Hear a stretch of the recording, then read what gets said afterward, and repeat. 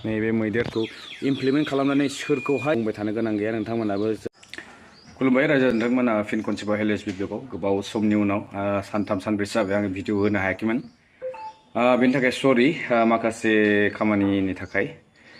problem जानानै आं नैबेबायदि भिडिअखौ हगारनो हायाखैमोन दासान्दि जोंनि बिटिसि हालामावहाय BTR आव मा जागासिनो दङ स' नैबेफोरखौ फंनैसो रायलायनि आंबो बारा मोजाङै आपडेट्सफोरखौहाय मोननो हायाखै बेनि गेजेरावनो आं मोनसे खौरां फोसावनो होननानै सानदों आं दिनै न'नि सिलायावनो नैबेबायदि थाबायग्लांनानै नोंथांमोननिसिम नैबे मेसेजखौहाय हरनो सानदों नोंथांमोना बेयावहाय मा कमेन्ट्स हरनो बयबो हरनो हागोन कमेन्ट बक्सआ जेब्लायबो अपेन आं जेब्लायबो बुंबाय थादों गिबियावनो नैबे मिशन अफ प्रमोट बर'नो माने माखासे स्किम्सफोर जितु BTR गभर्नमेन्टआ नै दासान्दि फोसावदोंमोन नङा होमबा नोंथांमोना बयबो मिथिगौ स' नैबेनिनो फार्स्टआवनो दङ माइनाव सोरां बिथांखि नैबेयो माबायदि अबस्थायाव दङ बेखौबो नोंथांमोना नायबिजिरनो हागोन गियान सोरां बिथांखि आरो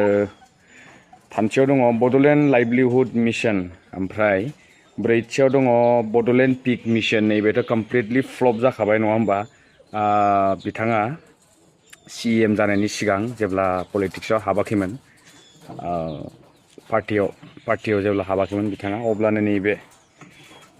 अमा फार्म बायदिसिनानि दावराव दावसिखौ नोंथांमोना बयबो मिथिखागौ जानांगौ बेनिफ्राय स' बे मिशनखौ बिथाङा गावनि सरकार जानायाव नैबेखौ लाना फैदों मिशन बा नाम्बाराव दङ मिशन फिन रोदोमखां नैबेफोरखौबो आरो नाम्बार 6आव दङ रक निर्मल मिशन नाम्बार 7आव दङ बड'लेण्ड हेन्डलुम मिशन एन्ड बेनि उनाव दंबावो नाम्बार 8आव दङ ग्रीन बड'लेण्ड मिशन नाम्बार 9आव दङ थें फाख्रि डिजिटेल एम्पावारमेन्ट प्रग्राम ओमफ्राय नाम्बार 10आव दङ लाखपति महिला प्लेन नाम्बार 11आव दङ मिशन मा लिरखोलाय बियो मिशन बैसुमुथि नाम्बार 12आव दङ सेरिकालचार मिशन स' नैबेबायदिनो गोबां स्किम्सफोर बिथांमोना बानायदों बेनिफ्राय जों मिथिखागौ BJPआ जेब्लायबो स्किम बानायनायाव जोबोद एक्सपार्टखा स' बिथाङा जानांगौ नैबे आइडियाखौ BJPनिफ्राय मोननो हादों एन्ड स' बिथाङा एलायन्स गभर्नमेन्टआवबो दंखायो नालाय UPPL सरकारा BJPजों एलायन्सआव दङ दासान्दि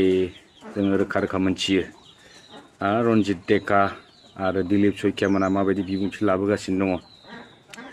सम नोंथांमोनाबो आसाम निउस चेनेलफोरखौहाय नायनांगौ आसामनि मिनिस्टार्सफोरा माबायदि डायलग लेक्चार्स होदों इलेक्सनखौ लानानै जोंनि BTCखौ लानानै जोंनि BTRखौ लानानै बिथांमोननि नोजोरा माबायदि आं थांनाय भिडिअआवबो नैबेखौ आङो मोनसे होना दोन्दोंमोन सानब्रैसो आवगोल स' बिथांमोननि नोजोरा मानो जोंनि BTCआव बयबो एथ'ग्राब माने नारा नाथा नाजानायखौ नुनो मोनगासिनो दङ आरो बिथांमोना थारैनो जोबोद प्लान पलिसि लानानैसो गोबां सिन्था खालामलायनानै बिथांमोना दिनै जोंनि BTCआव गावसिनि गोहोम खोख्लैनायखौ नाजागासिनो दङ बेनि गुबै थांखिखौनो जोङो मोनथिनो मोनो जे बिथांमोना जोंनि बर'खौ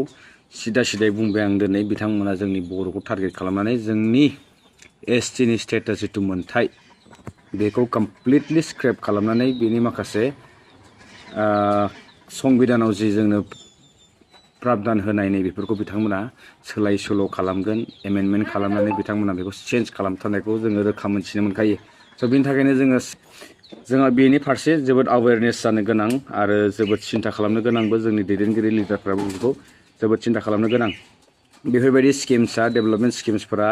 जालांगोन जेब्ला नोंथांनि हारिया रैखाथि मोनग्रोनो हागोन जुदि जोंनि सिकिउरिटियानो फार्स्ट प्रायरिटि नंगौबा जोङो नैबेफोर स्किम्सखौ इमप्लिमेन्ट खालामनानै सोरखौहाय जोङो नैबे स्किम्सफोरनि थ्रुयै बेनिफिट खालामनो नागिरदों सोर बेनिफिसियारिखौहाय जोङो बेनि थ्रुयै बेनिफिट खालामनो नागिरदों स' बेफोरखौ नोंथांमोना सिन्था खालामनानै आं नैबेखौ स्क्रिनावबो होना दोनखाबाय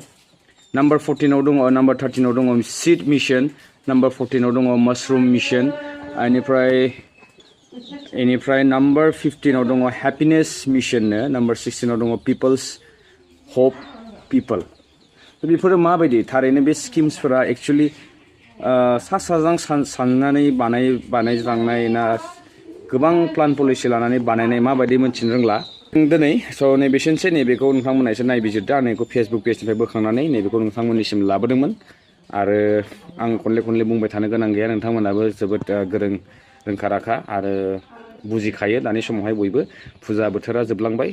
दुर्गा फुजानि जोबोद हुलुस थुलुस जादोंमोन नङा होमबा साननैसो बेनिफ्राय आं बानायनो सानदोंमोन ब्लग माखासे नाथाय माखौ दिन्थिनो नङा होमबा खुनु बेबायदि स्पेशल एख' गैयामोन फुजाफोरावहाय नुयो मात्र जोंनि माखासे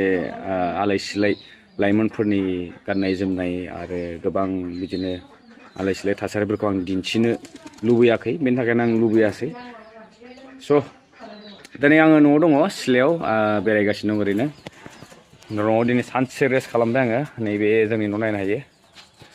बायला जिला न' आरोना फिसानो बेनिफ्राय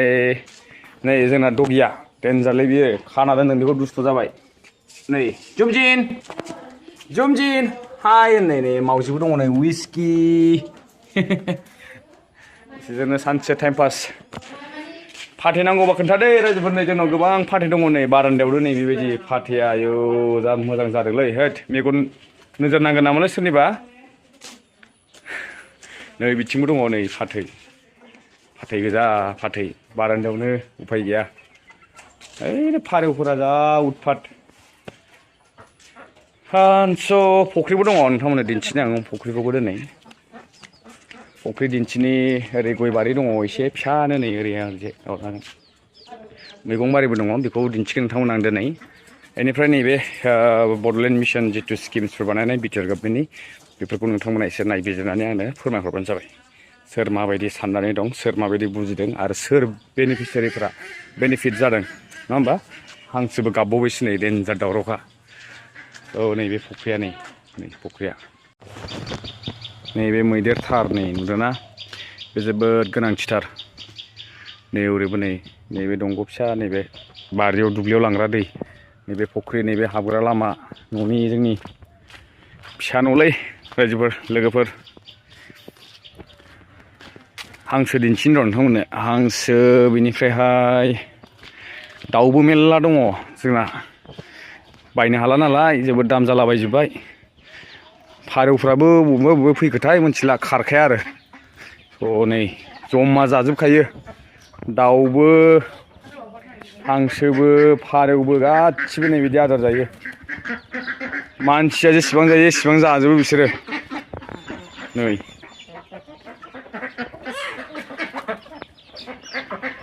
हांसोआबो नै बिदि माइरं खनजाबावोसो नुदोंना जोंना स' लोगोफोर आरो रायजो राजा नोंथांमोन